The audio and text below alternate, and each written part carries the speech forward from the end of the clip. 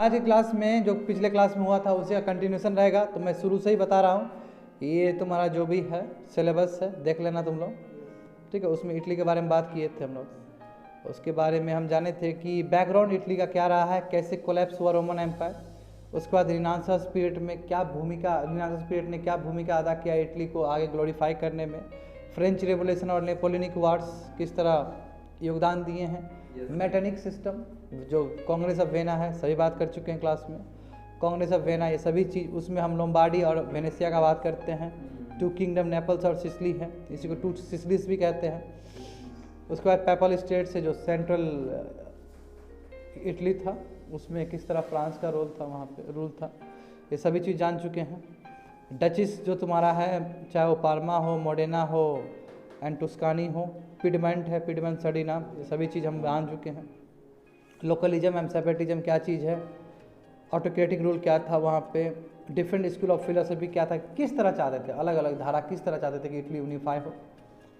उसके बाद Roman question जो थे, उसके बाद प्रेजेंस ऑफ ऑस्ट्रिया जो था, ग्रोथ ऑफ नेशनलिज्म कैसे क्या हुआ, नेपोलियन के आने की वजह से क्या हुआ, फ्री ट्रेड, ये सभी इंपॉर्टेंट रोल प्ले किए हैं। उसके बाद हम लोग बात करते हैं रोल ऑफ फ्रांस का, बात करते हैं मैजिनी का, बात करते हैं and so on. Unification of Italy, Sardinia, Piedmont कैसे साथ हुआ, यूनिफिकेशन, ये सभी चीज़। उसका स्टेटूट देखते हैं कि कैसे हुआ। विक्टर इमैनुअल II हो चुका है ना, इनके बारे में बहुत कुछ जाने थे, कैसे प्राइम मिनिस्टर बना, कैसे ये रियल पॉलिटिक को समझते थे, सभी चीज़ जान चुके हैं। कैबिनेट्स फॉरेन पॉलिसी ये भी जान चुके हैं हम लोग ना। Secret deal with France, France के साथ सीक्रेट डील क्या हुआ था तो वही जाने हैं। प्लेबिसाइड क्या हुआ था, ये सब कुछ पढ़ा चुके हैं एक्चुअली। स्टेटस ऑफ स्टेट्स क्या स्थिति था उस समय, स्टेटस तो सब जानते हुए हम लोग कहाँ तक पहुँचे थे कोमल, फ्रैंको फ्रांसियन वार ये नहीं हुआ था ना, नो। तो हम यहाँ पे बात करेंगे कैवियर का जो लास्ट पॉइंट था, उसके बाद हम विक्टर इमैनुअल पे आएंगे। देखो कैवियर क्या था कि after capturing Naples Garibaldi decided to advance to Rome instead of stopping in Naples. Cavour become increasing worry because of this. क्या बोला जा रहा है, जब नेपल्स को कैप्चर कर लिया गैरिबल्डी ने, तो गैरिबल्डी नहीं चाहा कि हम वहीं पर रुके, वो कोशिश किया कि हम रोम की तरफ जाए, रोम को भी कैप्चर करें, क्योंकि रोम में पहले ही प्लेबिसाइड हो चुका है। और रोम के लोग तो बोल ही रहे थे, जैसे नॉर्थ के लोग बोल रहे थे, उसी तरह सेंट्रल इटली भी बोल रहा था कि हम चाहते हैं कि एक यूनिफाइड इटली बने, करेक्ट। तो वहाँ पर रुका नहीं, वो आगे बढ़ गया। तो इसलिए सरदर्द हुआ किसके लिए, कैवियर के लिए हुआ। क्यों, क्योंकि कैवियर का अलग स्ट्रेटेजी था यूनिफाई करने के लिए। यदि रोम में अटैक होगा तो फ्रांस और ऑस्ट्रिया वो सपोर्ट करेगा ही पोप को। तो इस तरह जो यूनिफिकेशन ऑफ इटली, हम पूरा इटली को एक बनाने का प्रयास कर रहे हैं, वो नहीं हो पाएगा कैवियर के वर्ड्स में। लेकिन अंदर स्पार्किंग मूव ऑफ डिप्लोमेसी, गजब का काम किया डिप्लोमेसी में। क्या किया कि वहाँ पे बगावत करवा दिया कैवियर ने, और पेपल स्टेट जो भी था तुम्हारा पोप का, वहाँ स्टार्ट हो, दंगा फसाद स्टार्ट हो गया। तो वहाँ पे पिडमोंटिस, जो पिडमोंट वाले ये वाले जो विक्टर इमैनुअल वाले किंग वाले जो थे, वो सब क्या हुआ, सैनिक वहाँ पहुँचना शुरू कर दिए कि लॉ एंड ऑर्डर को मेंटेन करना है बस। 1860 में क्या हो गया, 2/3 पेपल स्टेट्स ज्वाइन कर दिए पिडमेंट को, और रोमन छोटा सा एक रह गया, तो छोटा सा हिस्सा रह गया, तो उसको क्रिश्चियन का गढ़ बना कर छोड़ दिया, यूनिफाई हो गया। विक्टर इमैनुअल, हाँ यहाँ से बात करेंगे हम लोग। तो Victor Emmanuel new king of Italy, जानते हो क्यों ना, क्योंकि बहुत बड़ा इटली बन चुका है। कैसे सब लोग भूमिका अदा करके, कैसे सब लोग एसिमिलेट करेंगे पिडमेंट सर्डिना में, तो जो किंग होंगे वो तो पूरा कंट्री का किंग बन जाएंगे। तो ये बोला कि as the Piedmontese army bypass Rome and remaining papal state, जैसे कि उसको ले लिया हाथ में, and marched south, Garibaldi gave up command of his army and stood hands with Victor को। यानी कि जैसे तो गैरिबल्डी बोला कि यस हम आपके साथ हैं। As under Victor Emmanuel II it was not the democratic और द रिपब्लिक। मैं जानते हो कि विक्टर इमैनुअल II के अंदर क्या बात होगा, कॉन्स्टिट्यूशनल मोनार्की का बात होगा, क्योंकि मोनार्क है ये कोई ऑलरेडी। तो ये रिपब्लिक, कॉन्स्टिट्यूशनल रिपब्लिक का तो कोई बात ही नहीं होगा। जबकि गैरिबल्डी तो चाहेंगे, गैरिबल्डी तो तुमको पहले बताया थे क्या उनका विचारधारा था। गैरिबल्डी का मानना था कि पूरा रिपब्लिक होना चाहिए। हाँ मैजिनी भी। हम मगर ये कैवियर तो अलग कंसेप्ट था, कैवियर तो खुद प्राइम मिनिस्टर के रोल में प्ले कर रहे थे, तो वो तो चाहते थे कि चलो कॉन्स्टिट्यूशनल मोनार्की ठीक ही है। As a result of this, Victor Emmanuel was the proclaimed as the new king of Italy with Florence as its capital। ये बताए थे कल उस दिन, यहीं पे छोड़ दिए थे, करेक्ट। तो ऑस्ट्रो पर्शियन वार जो हुआ था, एनेक्सेशन ऑफ वेनेशिया इन 1866, क्या हुआ कि Italy allied itself with Persia, Persia के साथ वो मिल गया जाके। And when Persia defeated Austria, जब पर्सिया ने डिफीट किया ऑस्ट्रिया को, Italy was rewarded with Venetia for staying out of the. तो क्यों? क्योंकि ऑस्ट्रिया तो हार गया है, और ऑस्ट्रिया का पूरी तरीके से साम्राज्य तुम्हारा कहाँ पे, वेनेशिया पे, तो हार गया तो वो जगह हो गया, ले लो तुम अपना, मिल गया उसको हाथ से। बैटल ऑफ सडोवा, बैटल ऑफ सडोवा है। Thus the kingdom of Italy added Venetia to its holding in 1866। बात समझे? Following the Austria defeat in 1866, battle of Sadowa हो गया। समझ गए बात को ना? क्योंकि उधर पर्शिया का जो इंटरनेशनल हैपनिंग्स हो रहा है वो प्रभावित कर रहा है यहाँ पे इटली में, जो बता चुके हैं तुम लोग को बहुत पहले ही। सडोवा नहीं बताए थे, सेडान और सडोवा जो हुआ था। सराटोगा कहाँ से ला दिया तो? बस तुम्हारा अभी भी दिमाग तुम्हारा वो अमेरिकन वार ऑफ इंडिपेंडेंस में ही घूम रहा है। हाँ तो उसी का क्लास भी किया बढ़िया से तुम, उसके बाद तो तुम पेपर स्टेट में रहा है, वोलाटाइल हो गया तुम। Franco Persian war annexation of papal states, अभी पेपल स्टेट तो पूरा आया नहीं, कैसे हुआ था देखो कि after 1866 a part of the papal states remain outside the control of टेट। क्यों? 2/3 हुआ ना, एक तो है 2/3 ना हुआ है, अभी एक बहुत बड़ा धारा अभी भी बचा हुआ है इटली का। अब इधर वेनेशिया आ गया और अभी सेंट्रल इटली में 2/3 उस तरफ गया है, अभी और भी बचा हुआ है। तो देखो वही बोला कि 1866 के बाद क्या हुआ कि कुछ जो पेपल स्टेट्स थे अभी भी इटली से दूर थे, वो इटली के कंट्रोल में नहीं थे। Number 1, French troops were the main barrier to Italian occupation of the papal states after 1867। क्यों? फ्रांस का पूरा दबदबा है यहाँ पे, फ्रांस का पूरा दबदबा है। देखो क्या हुआ।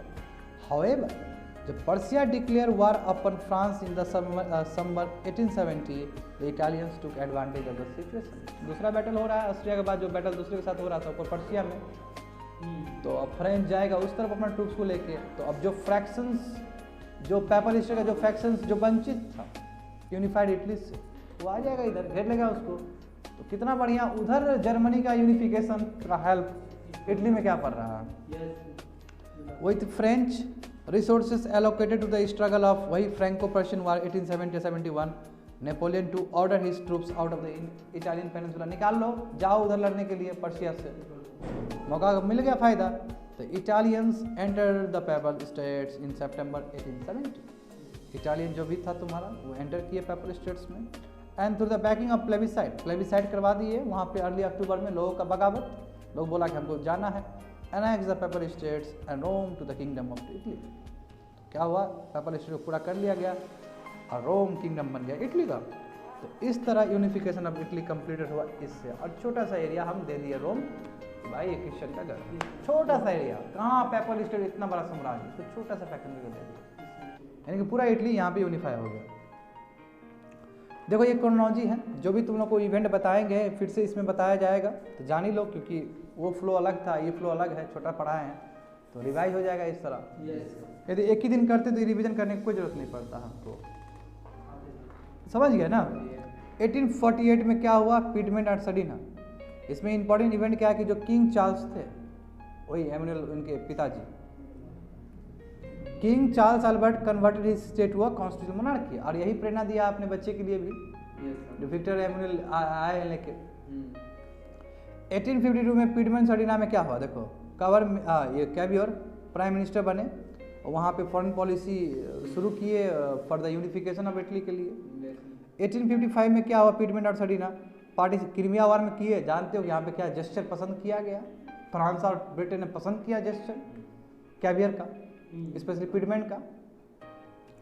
1859-60 में क्या हो कि लंबार्डी को यूनिफाइड कर लिया गया पिडमेंट और सडीना में, जानते हो सीक्रेट अलायंस हुआ था नेपोलियन ट्रीज से, तो हेल्प किया ऑस्ट्रिया को हटाने में, खदेड़ने में। और इससे क्या हुआ, तुम्हारा लंबार्डी को हाथ में रख लिया। मगर दुर्भाग्य की बात है कि वेनेशिया नहीं आ पाया, ठीक है, इसलिए गुस्से से छोड़ के चले गए थे, प्राइम मिनिस्टरशिप से रिजाइन कर दिए थे कैवियर, ठीक है।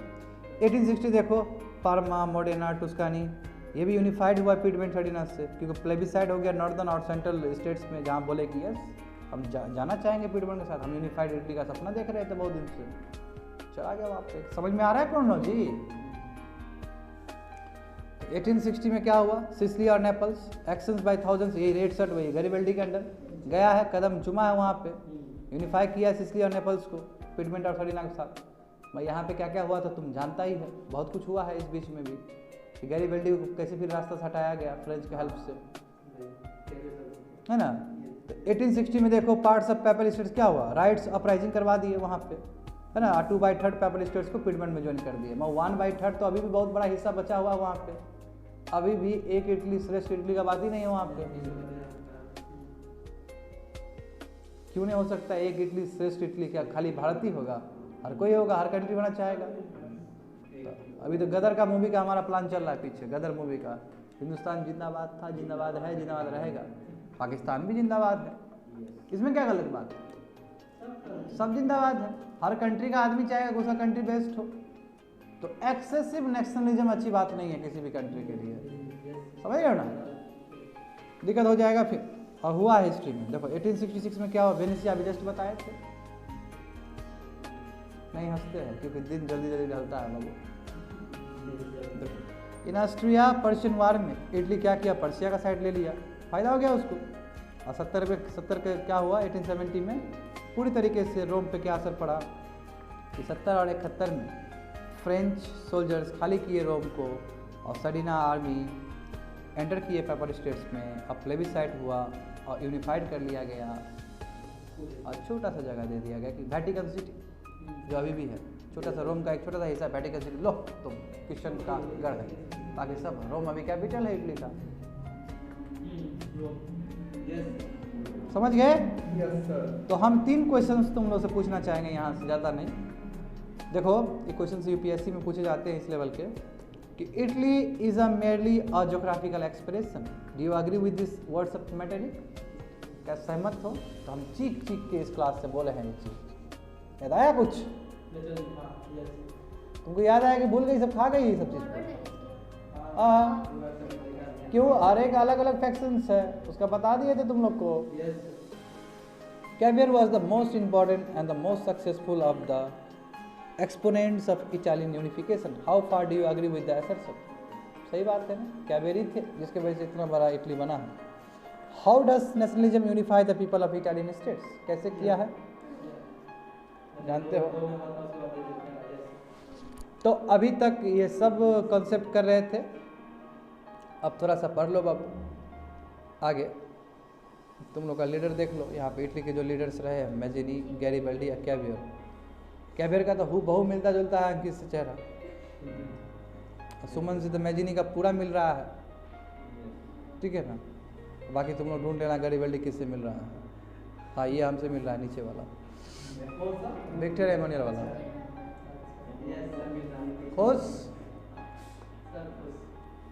अब चलो चांद के पार चलते हैं। ये देखो इटालियन यूनिफिकेशन, देखो ना आगे, अब आगे थोड़ा सा जान लो। देखो ये जो चीज़ है ये सब जानते हो तुम लोग, अब तुम्हारा माइंड पूरा तैयार होगा, खाली हमको रीड करना है। अब हिस्ट्री ऑप्शन लाया बाबू, यहाँ से दाखिला लेता है हिस्ट्री ऑप्शन। मेन आज से नहीं, उसी दिन से स्टार्ट हो गया था जब नोट्स भेजे थे, ठीक है ना। हाँ नोट्स बनाना यहाँ शुरू हो जाएगा तुम लोग का। तो देखो क्या क्या हुए हैं बीच में। इटालियन यूनिफिकेशन, देखो नेपोलियन से आने से पहले कंडीशन, ठीक है, और जर्मन यूनिफिकेशन एक तरफ हो रहा है, तो उसका क्या असर कहाँ पे? इटली पे। क्यों? क्योंकि जर्मनी का जो यूनिफिकेशन पूरा रिलेट करता है तुम्हारा इस पे, दोनों at the same time international happenings हो रहा है, ठीक है ना। तो देखो 1796 में इटली बस एक ज्योग्राफिकल मेयर एक्सप्रेशन था, मेटेनिक भी ऐसा ही कहते हैं, ठीक है, कोई पॉलिटिकल एग्जिस्टेंस नहीं था। इटली भी एक कंट्री हो सकता है क्या? किसी को विश्वास ही नहीं था इस बात को लेकर। पॉलिटिकली इटली क्या था? फ्रेगमेंटेड कंडीशन था, ये कोट कर सकते हो उस क्वेश्चंस के लिए तुम। नॉर्थ इटली ऑस्ट्रिया के अंदर था, सेंट्रल इटली पोप के अंदर था, और साउथ इटली बॉर्बन डायनेस्टी के अंदर था, फ्रेंच के अंदर। बिल्कुल सही बात है ना। तो क्या चीज़ हुए हैं। अब जर्मन यूनिफिकेशन में तो तुम जानता ही, हालांकि हमने अलग से नहीं पढ़ाया, मगर तुम रिलेट तो कर ही सकते हो क्योंकि पहले तो पढ़ा ही दिया था मैंने। देखो, Napoleon conquered Germany by defeating forces of Australia in battle of Austerlitz in December 1805। सभा पीक पे था, वो पीक पे था। 1906-7 देखोगे तो वो पीक पे था, है ना, मजे में था वो। 1804 का नेपोलियन कोड वो और बढ़ा दिया उसका पावर को। तो बोल रहा है कि नेपोलियन ने जर्मनी को कन्क्वायर्ड कर लिया क्योंकि ऑस्ट्रिया को हरा दिया। At that time Germany was not just a geographical expression, there were no political existence. बोला कि कोई पॉलिटिकल एग्जिस्टेंस नहीं था, क्योंकि मैंने तुमको बोला है कि कितना स्टेट में डिवाइडेड था वो भी पता नहीं है। बाद में इसके प्रयास की वजह से 39 स्टेट्स में बना है, और उसमें आने वाले समय में पर्सिया राइज किया है, आज इसमें जोलोवेरिन यूनियन का बहुत बड़ा रोल रहा है। आज इसको आगे लेके चलते हैं बिस्मार्क, जैसे कैवियर काम कर रहे हैं इस तरफ तो उस तरफ, वो तो और स्मार्ट है, इनसे भी स्मार्ट है। बिस्मार्क तो सबसे ज़्यादा स्मार्ट है यदि हम पूरा इंटरनेशनल हैपनिंग्स का बात करेंगे तो। पॉलिटिकली जर्मनी बहुत ही फ्रैगमेंटेड कंडीशन में था। जर्मनी का भी स्थिति ऐसा ही था। क्यों? ऑस्ट्रिया और Persia were two big political parties, है ना, in Germany. They were more than 300 smaller states, 300 से भी ज़्यादा, कई लोग 200 से भी ज़्यादा बोलते हैं क्योंकि पता ही नहीं है, ठीक है ना। All this Germany states including Persia were under the sovereign control of Austria. मगर नेपोलियन से जीतने से पहले तो ये पूरी तरीके से ऑस्ट्रिया के अंदर था। 1905 में ले लिए उससे। The control was excise through the fragment parliament, जो पार्लियामेंट बना था वो पार्लियामेंट के थ्रू तुम्हारा वहाँ पे कुछ भी चीज़ करवाया जाता था। The representative of all Germany states used to sit in parliament under the leadership of Austrian king. जितने भी पार्लियामेंटेरियंस थे वहाँ बैठते थे और ऑस्ट्रियन किंग उसको गवर्न करते थे। क्यों? क्योंकि ऑस्ट्रेलिया का पूरा साम्राज्य था उसके ऊपर। अब देखो, तो यानी कि समझ गए, तो ये क्या हो रहा है, नेपोलियन का पूरा दिख रहा है तुमको, इटली में भी और जर्मनी में भी ये चीज़। दूसरा देखो, यानी कि इसलिए लिखा गया है तुम्हारा डेवलपमेंट्स क्या क्या हुए, तो कंडीशन बिफोर नेपोलियन। अब देखो, रिफॉर्म्स अंडरटेकन बाय नेपोलियन आए तो किस तरह का रिफॉर्म्स, चाहे इटली में लाए चाहे जर्मनी लाए। क्यों? क्योंकि एक पूरा यूरोप बनाने का सपना तो नेपोलियन के पास ही था, और उसका जीता जागता उदाहरण तुमको कॉन्टिनेंटल सिस्टम से मिलता है। समझिए बात को। तो नेपोलियन कन्क्वायर्ड इटली, ऑस्ट्रेलिया को डिफीट कर दिया 1796 में और 97 में। क्यों? रेन ऑफ टेरर हुआ था तो बाबा एक्सपेडिशन के लिए गए थे इटली, वो जैसे इजिप्ट गए थे तो इटली भी गए थे, याद करो। बिल्कुल। He divided Italy into 3 political units, 3 भाग में तोड़ दिए थे। एक है तुम्हारा किंगडम ऑफ नॉर्थ इटली, एक था किंगडम ऑफ सेंट्रल इटली, और third one is kingdom of south Italy. Republican form of government was establish bye Napoleon. Republican form डाल दिए, मच्छियाना लोग बैठा दिए अपना। तभी ना बोले कि हम तो दिए आपको, वेलकम किए, मैं जब अपॉइंटमेंट का बात आया तो अपना की था और किन को रख दिए। ये पसंद नहीं आया लोग को ये जेस्चर। तो Napoleon introduce a number of reforms in Italy in according with idea. शुरू में तो लाए, बाद में ना जब सत्ता आए तब ना पता चला कि इसका चेहरा तो कुछ और है। और रिफॉर्म्स लाने का प्रयास किए थे, क्योंकि फ्रेंच रेवोल्यूशन से जो बड़े बड़े रिफॉर्म्स आए थे, फ्रेटर्निटी, इक्वलिटी, लिबर्टी, कोशिश किए थे। तो बोला यही तो आदमी है जिसका तलाश है हमें, इसलिए वेलकम कर दिया और नेशनलिज्म का बीज बो दिया और सपोर्ट हो गया पूरी तरीके से नेपोलियन को। रूल ऑफ लॉ का बात हो, इक्वलिटी बिफोर लॉ हो, फ्रीडम ऑफ प्रेस हो, सभी चीज़ को, ये सभी चीज़ नेपोलियन ने स्टार्टिंग में किया था इटली में, ठीक है। बाद में सत्ता के चूड़ में, नशे में चला गया बाबू। इसलिए घमंड उमंड मत किया करो, क्या भरोसा कभी तुम्हारा भी सत्ता गिर जाए। यस, है ना। अब इतिहास तो गवाही है। मैं कभी कभी बहुत आदमी ऊपर चला जाता है, पता है, नशा हो जाता है, पता नहीं चलता उसको। नशा कभी कभी लगता है कि हमको भी नशा नहीं हो रहा है जी, होता है। तुम पावर में रहेगा ना, तुमको नशा होगा। आजकल तो मेरा एटीट्यूड खुद चेंज हो गया है, पढ़ा के हम खुद एक नशा में रहने लगे हैं। मैं हर समय अपने आप को हम्बल बनाने का प्रयास करते हैं, समझ रहे हो, नहीं तो फिर नशा हमको ही मार देगा। फिर ये तो अगला वाला आएगा हमसे ज़रा जानकार वाला आदमी, हमको हमारा ही लेके चल देगा, फिर तो हो जाएगा उस समय तो बाबू किरकिरी हो जाएगा हमारा भी। तो कहने देखो, हम पे तुम पर खुदा, है ना। तो कोई एक आदमी कोई सबसे सुपेरियर है तो ऐसा तो कोई मानना है ही नहीं। इस संसार में तो ब्रह्मा विष्णु महेश का भी नाम आता है, तीनों साथ में नाम आता है, तो कोई सुपेरियर नहीं है। ये फैक्ट बात है कि नशा को कंट्रोल करना पड़ता है, जो नेपोलियन नहीं किए थे। सबके साथ ऐसा ही होता है। देखो तो अब क्या हुआ, इस तरफ क्या हुआ, यानी कि ये चीज़ तो हैपनिंग्स हो गया इटली में। जर्मनी में क्या हुआ कि after defeating Austria in battle of Austerlitz, Napoleon imposed peace of Pressburg, वहाँ का जगह का नाम है, और ये एक ट्रीटी वहाँ पे इम्पोज कर दिया। क्या हुआ इस ट्रीटी के हिसाब से कि जो होली रोमन एम्पायर उसको डिसॉल्व कर दिया, यानी कि जो ये फ्रैंकेट पार्लियामेंट चल रहे थे ऑस्ट्रियन किंग के नेतृत्व में, खत्म। काय कब ऑस्ट्रिया का थोड़ी है, आप तो मेरा हो गया वो चीज़। बात समझे। मोर देन जो 300 स्मॉलर स्टेट्स थे उसको एमलगेट कर दिया गया 39 स्टेट्स में। खुश, they were put together in one entity, और उसी को राइन कन्फेडरेशन बोल देते हैं। ऊपर देखो तो राइन कन्फेडरेशन होगा उस डायग्राम में। और Napoleon was accepted as the saviour of the Rhine. हाँ, राइन कन्फेडरेशन का कोई करता धरता जो भी है तो कौन है, नेपोलियन। तभी तो एक यूरोप बनाने का प्रयास है यहाँ पे, समझ गए ना। तो क्या क्या रिफॉर्म्स हुए, क्या क्या चेंजेस हुए हैं, कहाँ पे, इटली और जर्मनी में। आगे बढ़ जाते हैं और क्या क्या हुआ है। तो जहाँ तक इटली का बात करते हैं तो फेडरल इंस्टीट्यूशन और प्रैक्टिसेस को वाइप आउट कर दिया गया। हाँ, पहले तो बहुत सारा चीज़ था, डेमोक्रेटिक प्रिंसिपल वाला चीज़ था, वो ख़त्म कर दिया गया इटली में। Napoleon reminded Italians of their glorious past. हाँ, नेपोलियन ने दिलाया लोगों को, देखिए ये तो आपका किंग, आपका माथा चढ़ गया है, आप ही तो स्टेट हो जो रिनासांस को जन्म दिए थे, आप ही का तो कल्चर है जो कि पूरा यूरोप को प्रभावित किया था। बताओ आज हमको सिखाना पड़ रहा है आपको लोग को ग्लोरीफाई करना पास्ट को लेकर। हाँ, इटली को। The reforms undertaken by him resulting in growth of awakening among the people. People में एक क्रांति का, एक रिवोल्यूशंस का, एक नेशनलिज्म का बीज बो दिया। One rule of Napoleon turn despotic, मगर एक तो शुरू में आप पनीर भात का खिला दिए उसको बढ़िया टेस्टी में, और बाद में तुम बाबू चोखा दे रहा है उसको, तो बोला तो पनीर का इतना इतना बना स्वाद चखा दिए, हाँ, और अभी आप चोखा से काम निकाल रहे हैं, ये तो खराब बात है। पनीर ही चाहिए। वही हुआ, क्यों, वो बोल दिया कि एलपीजी खत्म है, अब कुछ नहीं होगा, हो गया, पनीर जितना खिलाए खिला दे, आपको कुछ नहीं मिलेगा तुमको। यानी कि जब डेस्पोटिक बन गया वो, यही लोग उसके पीछे बगावत, और यहीं से एक और पनीर खाने वाला संभावना और बढ़ते चला गया, नेशनलिज्म। अब सब खाएगा पनीर, यानी कि नेशनलिज्म। यही होता है, इसलिए शुरू में आदत मत लगाओ किसी को। This Italian nationalism inspired the process of Italian potential for unification in future. और यहीं से बाबू नेपोलियन ही बाबू जो दिया है, बीज बोया है, चाहे वो शुरू में बढ़िया था तब की बात हो, ये जब बाद में वो बदमाश हुआ है, डिस्पोटिक हुआ है, तब की बात हो। तो घूम फिर कर नेशनलिज्म का बर्थ, चाहे डायरेक्टली इनडायरेक्टली किसी भी रूप को, नेपोलियन को ही से रह जाता है।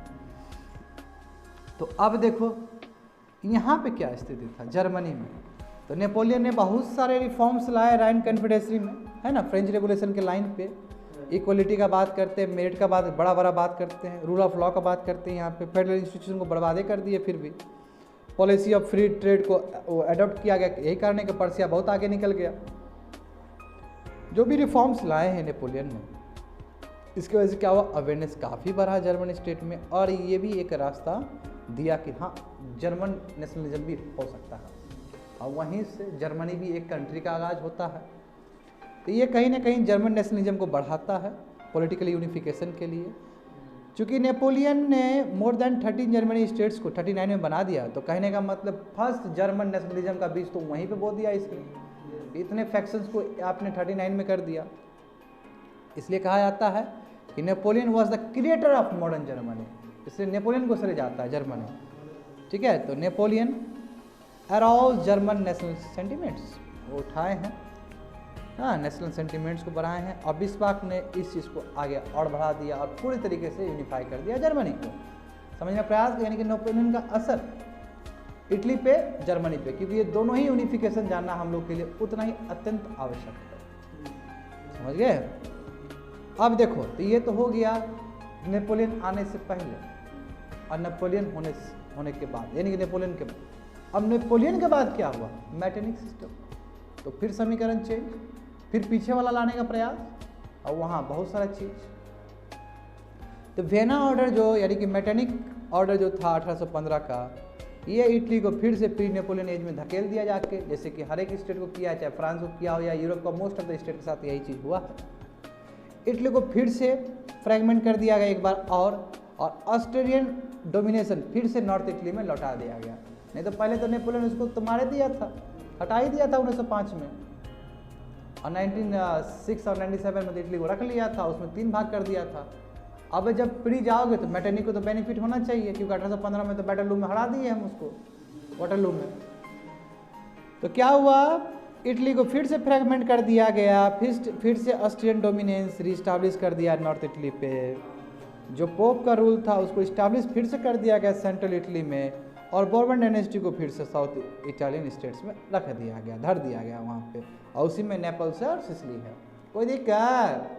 आई होप सब समझ में आ रहा होगा बढ़िया से, क्योंकि इससे रिलेटेड बहुत कुछ हो चुका है इस क्लास में, है ना।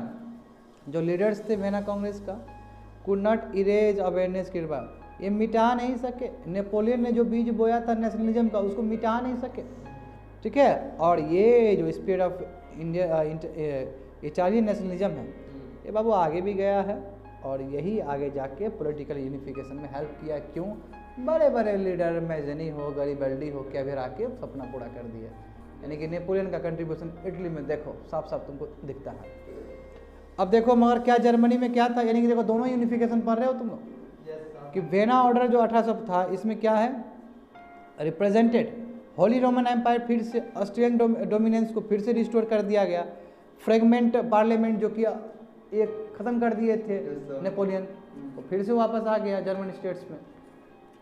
Congress of Vienna could not reconvert 39, हाँ मगर देखो राइन कन्फेडरेशन को कन्वर्ट नहीं कर पाए, क्यों? पता नहीं था कितना था पहले, वो 300 था कि 200 था, कितना था एग्जैक्ट पता ही नहीं है, तो 39 को एज इट इज रख दिया, बस वही चेंजेस नहीं आ पाया।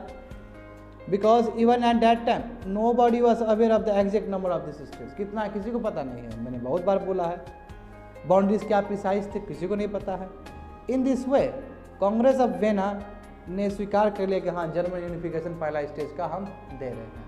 मतलब यदि व्याख्या करोगे तब, मतलब चाहेगा तो नहीं, क्योंकि नेपोलियन ने जैसे रख दिया वैसे रख दिया उसने भी। इन फ्यूचर बिस्मार्क साहब आएंगे और इसको कर देंगे, पर्सिया के साथ सबको यूनाइट कर देंगे, एक बना देंगे एक जर्मनी।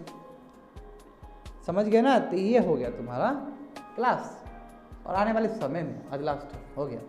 तो अब हम लोग करेंगे कि क्या है ये process of beginning of Italian unification, एक दिन में क्लास खत्म कर लेंगे हम लोग, तो इटली पूरी तरीके से यूनिफाई हो जाएगा यहाँ पे।